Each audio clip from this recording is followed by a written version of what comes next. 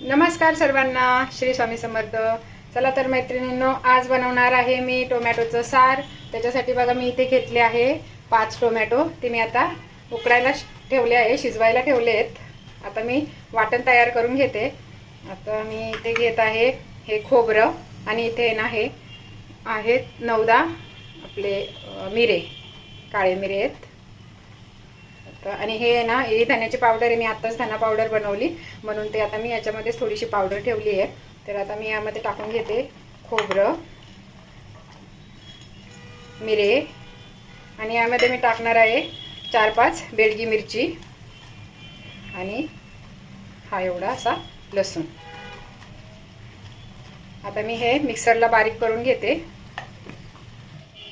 तर बघा मी आता हे वाटून घेतलंय। आता लगेच हे टोमॅटो पण उकडून झालेत। आता मी हे काढून घेते। बघा सगळ्यांना असं हे झालंय, लगेच होतात 5 मिनिटांमध्ये। आता पातेलं ठेवून घेते दुसरं, ते थंड करायला ठेवते टोमॅटो। तोपर्यंत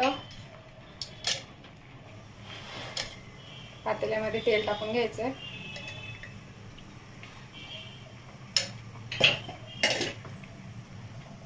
तर बघा तेल आता छान असं गरम झालंय, त्यामध्ये मी टाकून घेते मोहरी आणि यामध्ये मी टाकणार आहे थोडंसं लसूण आणि कढीपत्ता। फोडणी चांगली बसली पाहिजे, आता सरसर आवाज आला पाहिजे।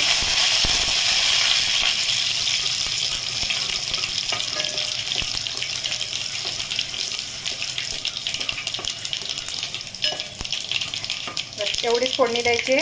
नंतर आता जे मी वाटण बनवलं आहे ना, खोबरं आणि बेडगी मिरची वगैरे सगळं टाकून ते वाटण टाकून घ्यायचं आहे।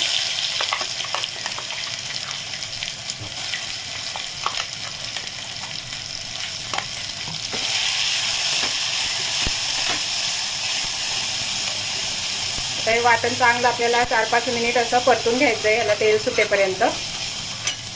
आता बघा हे परततोय, तर मी याच्यामध्ये ना 1 चमचा अजून थोडीशी घरची मिरची पावडर टाकून घेणार आहे, कारण बेडगी मिरची जास्त तिखट नाही आहे। तर आता थोडंसं आपल्याला तिखट पण सार पाहिजे, तर मी थोडीशी मिरची टाकून घेते, मिरची पावडर। आता याला परतून देते। तोपर्यंत मी इथे टोमॅटो झालेत, हे टोमॅटोचा आता मी साल काढणार आहे।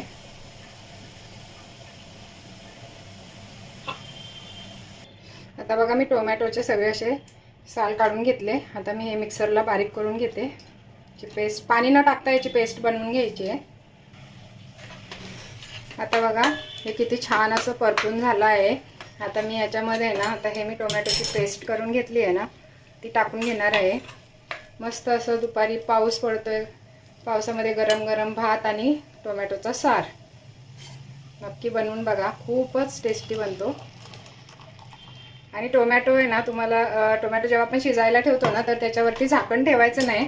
झाकण जर ठेवलं ना मग टोमॅटोचा कलर येत नाही। त्याच्यामुळे टोमॅटो जेव्हा शिजवायला ठेवतो, तुम्ही कच्चे पण टाकू शकता, पण कच्च्याला जेवढी टेस्ट येत नाही तेवढी टेस्ट शिजवल्यावरती येते।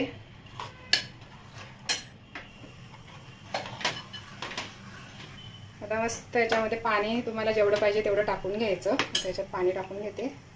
आता बघा एवढं मी पाणी टाकून घेतलं आहे। आता मी यामध्ये टाकणार आहे मीठ, चवीनुसार मीठ टाकून घ्यायचं आहे। आणि थोडासा आपल्याला इथे याच्यामध्ये गूळ टाकायचा आहे। ॲक्च्युली खोबऱ्याने तर गोडवा हे येतच, आंबटपणा कमी होतो, पण थोडंसं टेस्टसाठी गूळ टाकून घ्यायचा। आता हे चांगलं 5-6 मिनिट आता शिजवून घ्यायचं। तर बघा मैत्रिणींनो, किती छान असं आपला हा टोमॅटोचा सार तयार झाला आहे। एकसारखा मस्त छान असा तुम्ही मस्त असा भात घ्या, त्यावरती छान असा टोमॅटोचा सार।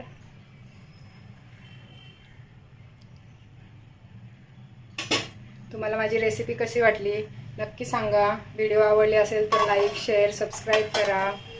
थँक्यू सगळ्यांना।